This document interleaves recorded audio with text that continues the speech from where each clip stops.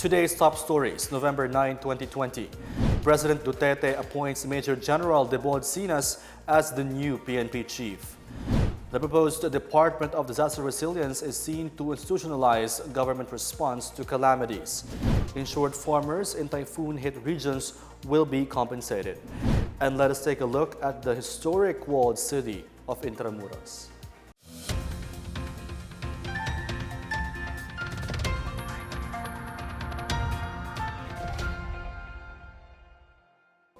Good day, I'm Rom Dulfo. Welcome to PNA Newsroom. Our top story, President Rodrigo Duterte has appointed Major General Sinas as the new Chief of the Philippine National Police.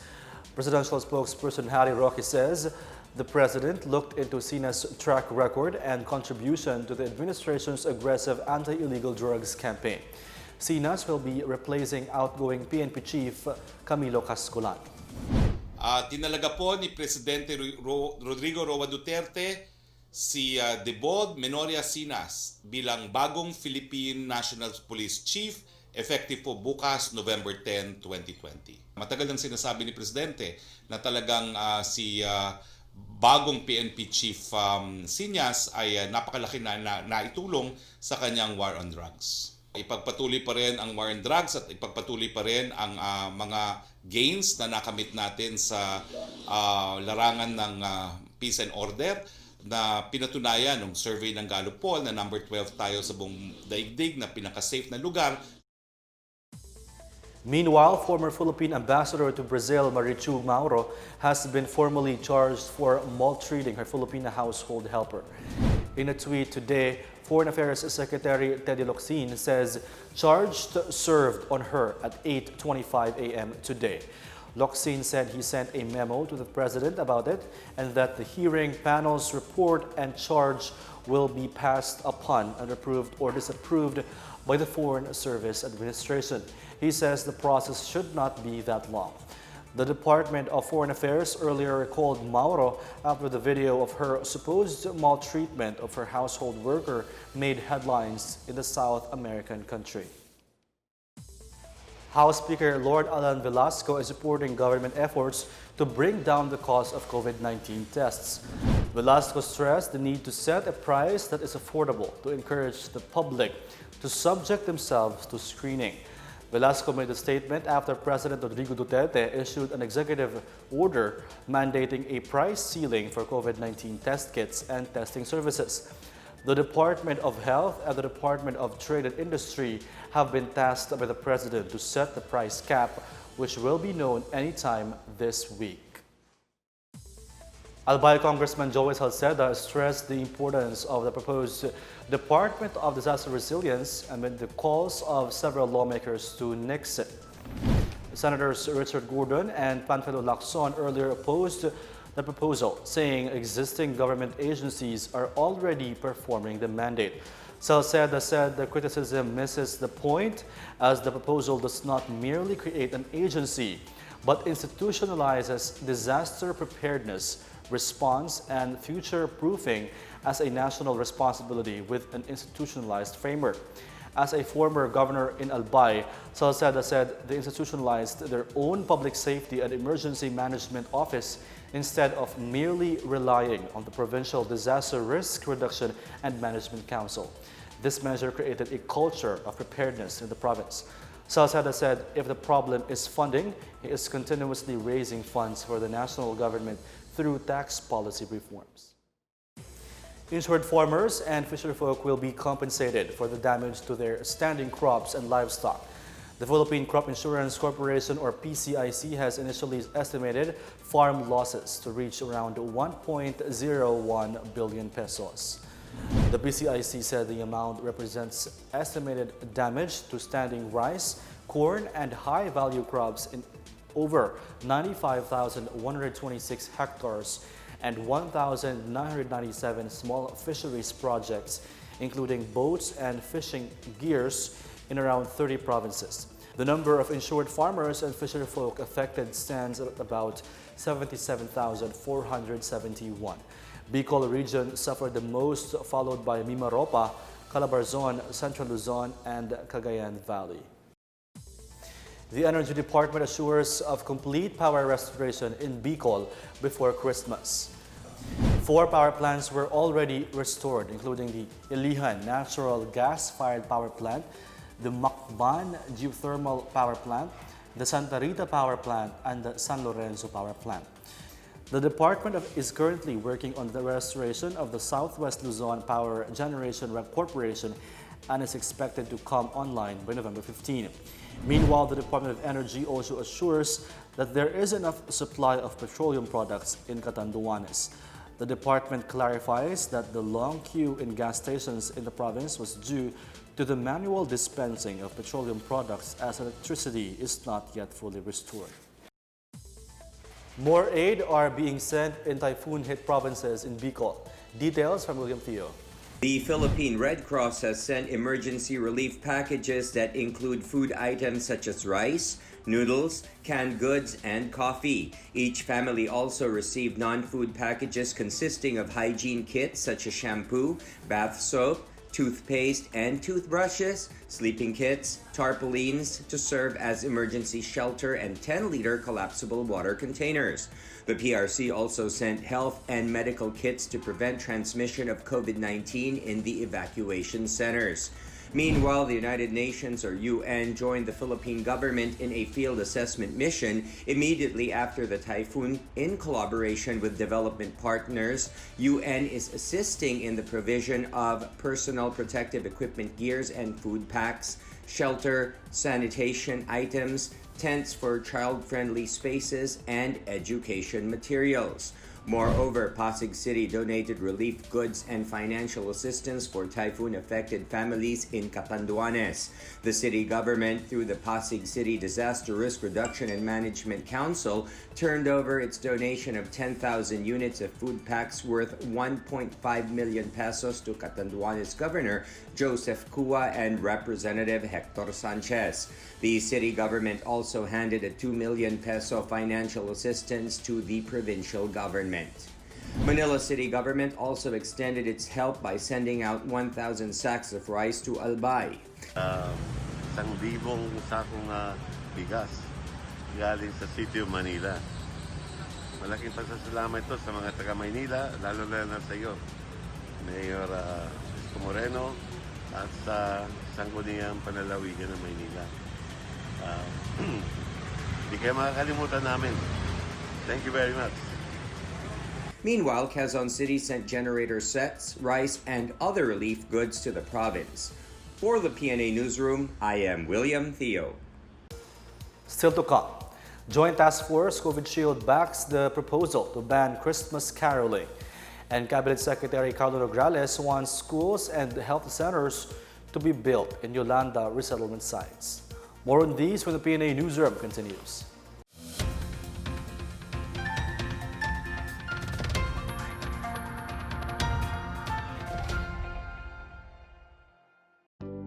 Alamin kung paano ang tamang pagsusuot ng surgical mask.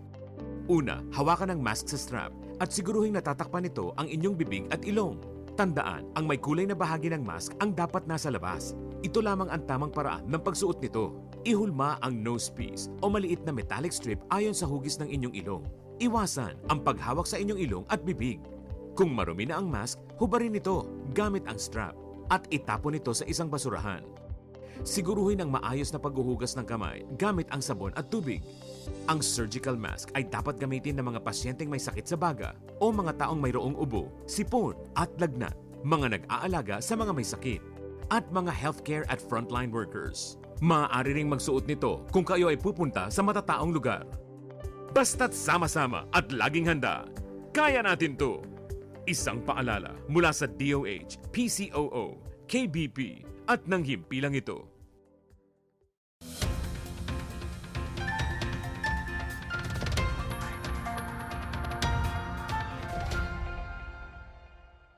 You're still watching PNA Newsroom. Thank you for joining us. Senator Christopher Lawrence Bongo defended the creation of the expanded Interagency Task Force Against Corruption in Government Agencies, saying it shows President Duterte's commitment to deliver real change before his term ends. Go expressed support for the task force's goal of holistic and whole-of-government approach in fighting corruption. He said the task force will not overlap with the functions of existing anti-corruption bodies, such as the Office of the Ombudsman. Go said the Department of Justice also has its own mandate and mechanisms to look into systemic corruption in government. He assured that the expanded task force will not just investigate, but will also file charges, prosecute, conduct lifestyle checks, recommend suspensions, and put in jail erring officials. Go, who serves as chair of the Senate Committee on Health, also believed corruption also hampers the country's ability to overcome the pandemic. Joint Task Force COVID Shield Commander Guillermo Elizar expressed support for a proposal to ban caroling this Christmas season to prevent further transmission of COVID-19. Elizar said while caroling has always been part of the Filipino tradition every Christmas, it is in the health interest of everybody to stay home and enjoy the Yuletide season with the family. Elizar said the Interagency Task Force for the Management of Emerging Infectious Diseases has yet to decide on the proposal. Interior Secretary Eduardo Año, who is also Vice Chair of the National Task Force on COVID-19, also supports the caroling ban this year.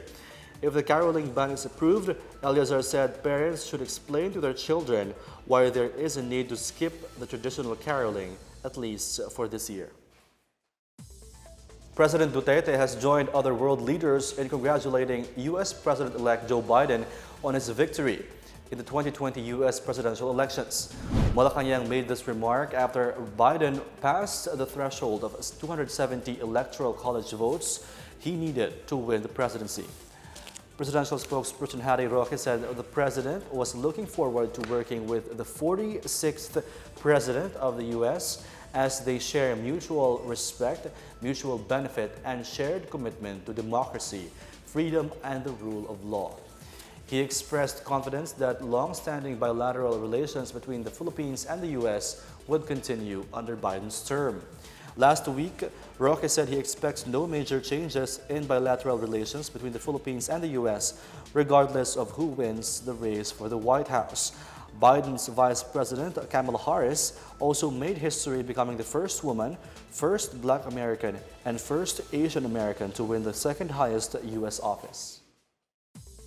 Residents of Tanawan Leyte on Sunday paid tribute to thousands of people who perished during the onslaught of Super Typhoon Yolanda 7 years ago. The 7th Yolanda commemoration was observed in simple and solemn rites due to the ongoing health crisis. These include a holy mass, a wreath-laying ceremony, and blessing of the memorial grave at the public plaza where hundreds of typhoon victims were buried. In his message, Mayor Pelagio Tecson shared the lessons learned in the onslaught of Yolanda that everyone must pass on to future generations. Yolanda or Haiyan, which struck the Philippines on November 8, 2013, is considered one of the strongest typhoons ever recorded, with Tacloban City as its ground zero. The typhoon's fury killed more than 6,000 people, displaced more than 14 million across 44 provinces, and left 1,800 missing. Cabinet Secretary Carlo Nograles has proposed the construction of resettlement sites near schools so that students can have access to basic education without traveling too far. Nograles, who also heads Task Force Yolanda, stressed the need to help the victims of Super Typhoon Yolanda rebuild their lives. Nograles said he raised the matter before Education Secretary Leonor Briones. He emphasized the importance of bringing education and livelihood closer to ensure that communities live and work successfully. He cited the Department of Education's Last Mile Schools program, which helps provide geographically isolated, disadvantaged, and conflict-affected areas with access to basic education. Nograles also said he also reached out to the Department of Social Welfare and Development, or DSWD, and the DOH to put up daycare and health centers in resettlement sites. The Securities and Exchange Commission, or SEC, warns Cebuanos against illegal investment schemes that are not registered with the government. SEC Cebu Extension Office OIC Alma Marie Estrada de Lena said the Commission has noticed a rise in investment scam cases even during the pandemic. Apart from the traditional Ponzi and pyramiding schemes, Dalena said there are entities that have diversified into other illegal schemes such as cryptocurrencies, and forex trading using the social media and internet. The data said the SEC registration does not authorize an entity to solicit investments.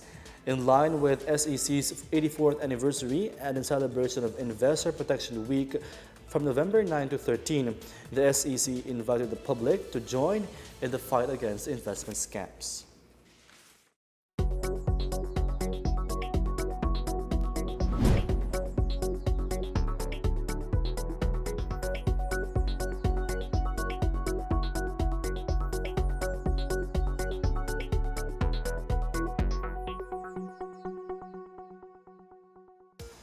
Up next, suspected NPA members burn construction equipment in Surigao City.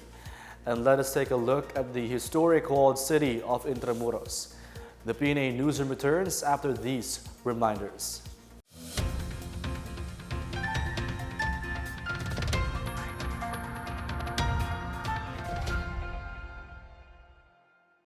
Alamin ang tamang paraan ng pag-ubo upang mapigilan ang paglaganap ng Coronavirus Disease 2019. Ugaliing magdala ng panyo o tissue. Kung uubo o babahing, takpan ang buong ilong at bibig gamit ang panyo o tissue. Kung walang dalang panyo o tissue, maaaring gamitin ang braso na pantakip. Kung nakararamdam na kailangan umubo o bumahing, agad na dumistansya sa mga tao sa paligid. Huwag dumura kung saan-saan, gumamit ng tissue at itapon sa basurahan. Ugaliin ang paghuhugas ng kamay at paggamit ng alcohol o hand sanitizer upang mamatay ang mikrobyo. Basta't sama-sama at laging handa, kaya natin to! Isang paalala mula sa DOH, PCOO, KBP at ng himpilang ito.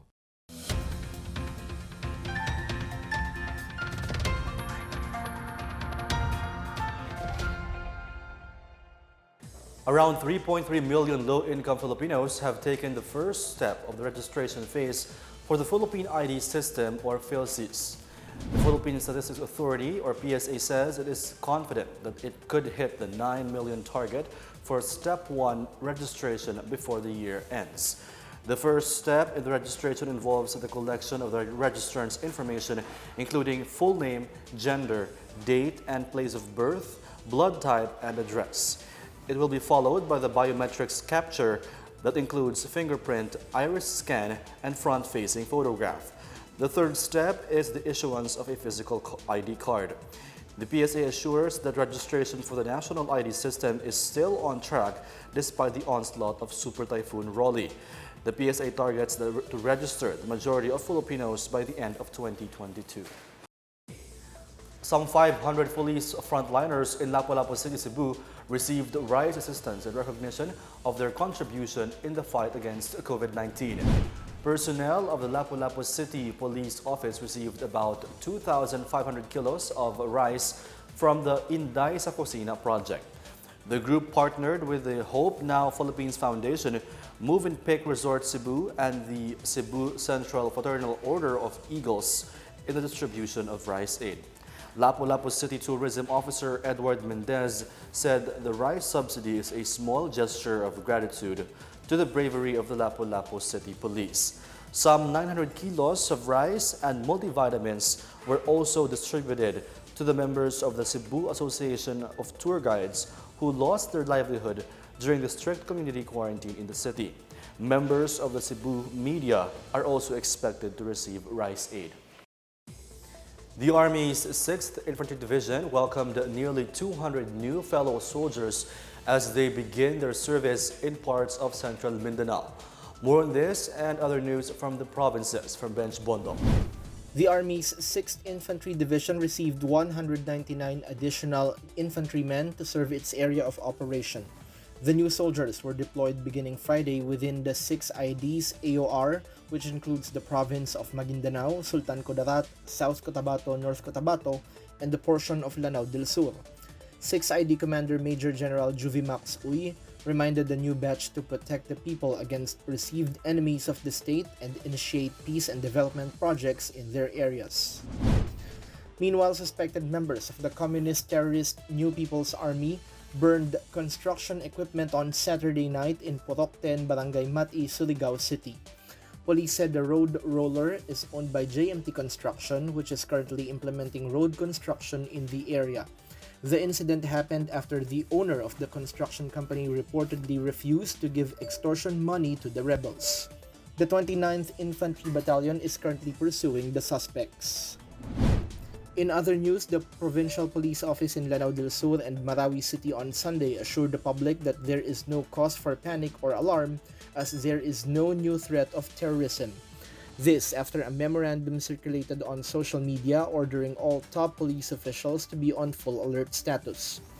The memo cited reports that armed members of Dawla Islamiyah Abu Sayyaf group were sighted consolidating in the areas of Madalum, Marantao, and Piagapo in Lanao del Sur.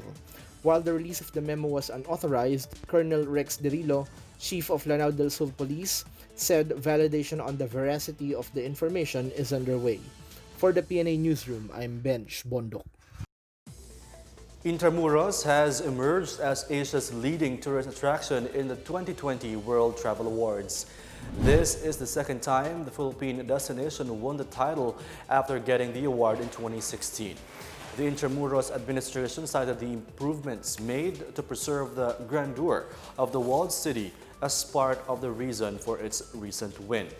Among them is the revitalization of its pocket parks and plazas, such as the Plaza Santo Tomas, Juan Luna Monument, and Plaza de España. It also said it put effort to renew and establish old and new attractions, such as the renewal of Fort Santiago and the opening of Museo de Intramuros. Check out our community billboard. The city government of Valenzuela is stopping all free shuttle services starting today, November 9. This after the LTFRB launched additional routes for public utility vehicles in the city. In a separate advisory, the city government has required residents wear helmets and other protective gear when riding e-scooters. Only riders aged 17 and above are allowed to use e-scooters in public places. E-scooter riders are also allowed to pass through all Valenzuela roads except along MacArthur Highway. Violators will be penalized with a 24-hour community service or a fine of 500 pesos. Meanwhile, the MRT-3 is set to suspend its operations on November 14 to 15 and on November 28 to 30. This is to give way to bushing replacement and turnout rehabilitation activities.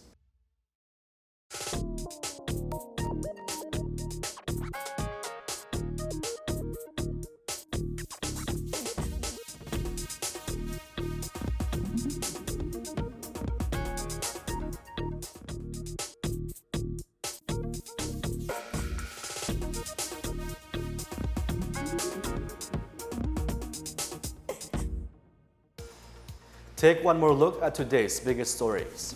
President Duterte appoints Major General Sinas as the new PNP Chief. The proposed Department of Disaster Resilience is seen to institutionalize government response to calamities. Insured farmers in typhoon-hit regions will be compensated. And let us take a look at the historic walled city of Intramuros. Thank you for watching another episode of the PNA Newsroom. To check more news content, check our webpage or check the Philippine News Agency's Facebook and Twitter accounts. For more stories about the government and how it serves Filipinos, look for these hashtags on all our social media platforms and websites. We are shown on the pages of the PCOO and its attached agencies. Also watch us on television on PTV4 and IBC 13. And that's really those are the biggest stories that you need to know from PNA Newsroom.